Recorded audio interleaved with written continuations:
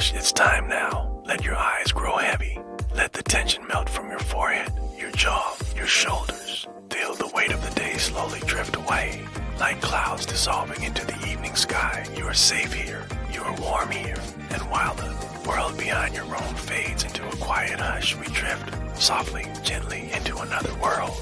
You may hear the wind brushing through tall grasses, the distant flutter of canvas sails in the air, the faint creak of a rooftop beneath small feet, because our story today begins on the flat roof of a quiet home in a village where the ground still remembers the tremble of war.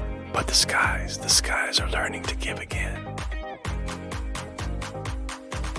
Her name was Minna, just 7 winters old, and every evening when the breeze cooled the earth and the sky turned soft and silver, she climbed the narrow steps to the roof. The stairs were made of old brick, uneven and warm from the sun. She always counted them 1, 2, 3, 12, 13, until her little hand pushed open the creaky metal door that led to the wide open roof. From here, Minna could see forever. Fields stretched out like golden cloth. The distant mountains wore their blue shawls of mist. Most importantly, the sky opened above her like a book with no end. But this wasn't just any sky. No, this was a sky that carried whispers, secrets, and something else: food. Yes, the sky brought food. But the war ended, the grown-ups whispered of help coming from faraway lands. They said brave pilots were dropping sacks of rice, lentils, powdered milk, small treasures wrapped in thick canvas, and string floating down from great silver birds to Minna. It wasn't logistics, it wasn't aid, it was magic, sky magic. Each parachute was a blessing that tumbled from heaven, sometimes 2 or 3 at once, their round white domes opening like ghostly mushrooms, dancing with the wind. First time she saw one, her heart had thudded in her chest so loud, she could hear it in her ears. Thump, thump, thump, thump, like a drum calling to the clouds. That evening, the sky was pale orange, and the horizon looked like it had been brushed with honey and fire. As she sat cross-legged near the edge, wrapped in her brother's oversized wool sweater, she heard it, flappy, flappy, flap, the soft stuttering of fabric caught in the air. She stood, shading her eyes, and there it was, a white dot, small at first, growing larger, drifting, swaying like a sleepy feather. Another one followed, and then a third. Her breath caught in wonder. Each one carried a bag, thick, brown, heavy-looking, but in the air, they floated like nothingness. Below, the villagers began to shout, voices rising with joy.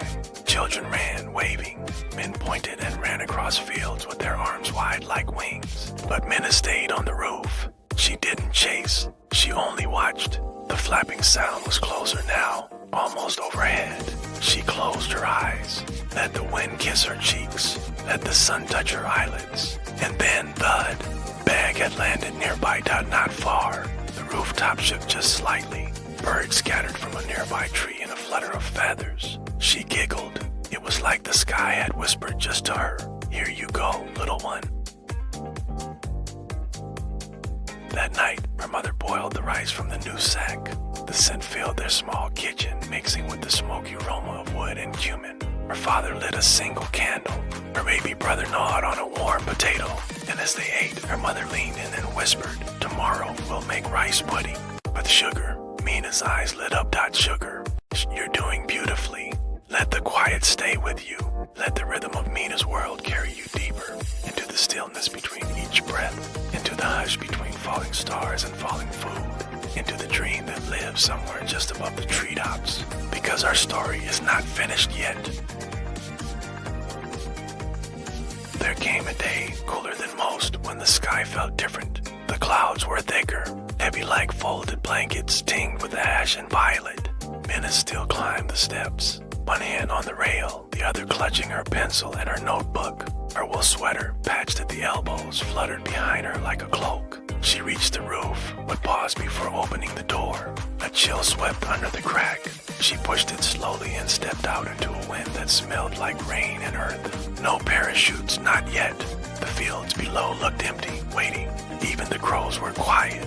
And that's when she saw it, a flicker of white, far on the horizon. It was a different kind this time, larger, heavier. Its canvas dome bloomed wide and round like a giant lotus, pure against the storm-dark sky. But it was falling fast. Mina's breath caught. It wasn't dancing.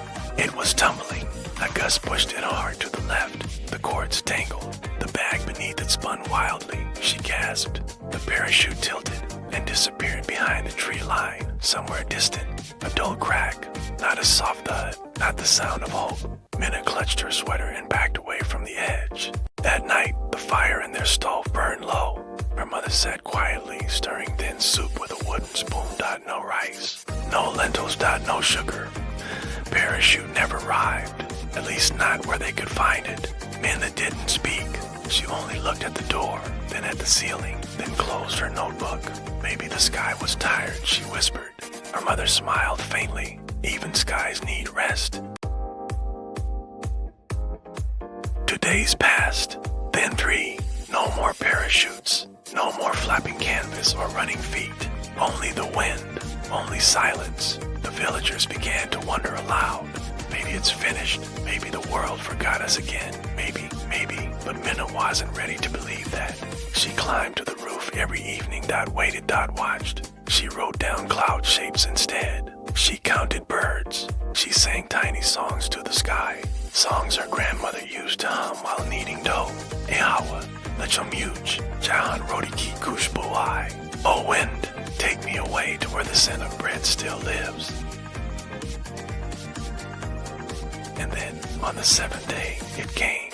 Not 1, but 5. Parachutes white and wide, floating like jellyfish through twilight. They scattered across the village one by one, spinning slow, kissing the air. Flappy flap, flap, thud. The sound returned, like a heartbeat restarting after sleep. Minna screamed with laughter and ran to the edge. Her neighbors below were clapping, crying, waving their hands skyward. One parachute drifted so close she could see the stitching on its seams. She reached out, half dreaming, as if she could catch it. And then it landed, right there, on the roof. Her father came running, then her mother. The bag was enormous, almost half Mina's height. The canvas was soft but strong, smelling of sky and salt and something sweet. Together, they opened it. Inside, flour, sugar, dried peas, a tin of apricots, a letter, written in another language, with a small blue heart drawn on it. Her mother touched the apricots, like they were glass. Her father sat down hard, holding the flower close to his chest. And Minna, she laughed, then she cried, because the sky had not forgotten, not at all. That night, the village lit lanterns on every rooftop. Small fires flickered like stars returned to earth. People sang old songs. Children with full bellies danced in bare feet. Women made flatbread with the new flour and sent warm rounds door to door. Minna sat on her roof beside the empty parachute. She wrapped herself in it like a blanket. As the stars slowly blinked awake overhead, she whispered to them, "We see you. We thank you. We'll remember." The war may have taken the fields, the houses, the fathers and sons, but it could not take the sky. The sky still knew how to give. Very slow, dreamy now, like a lullaby. So if you ever hear a soft rustle in the air, or feel a gentle breeze kiss your cheek, as you fall asleep, remember Minna, remember her rooftop, and remember the parachutes like sleepy angels, falling not from heaven, but from hope. Let yourself breathe deeply now. Let your body feel as light as silk. Let your thoughts drift as gently as falling food from the sky, and sleep. Sleep like the world is good again.